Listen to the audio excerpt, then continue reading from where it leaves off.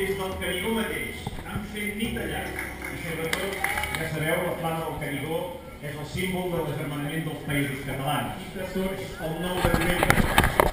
I malgrat alguns no vulguin, votarem. Ja podeu estar segurs que votarem. Vull explicar el que se sent al cim del Canigó la mitjanit abans de Sant Joan a l'encendre la flama. Però és amb actes així com aconseguirem que el nostre petit país sigui gran i lliure. El nostre somriure brilla tant com la flama i encén tots els focs de l'esperança. Visca Catalunya! Viure!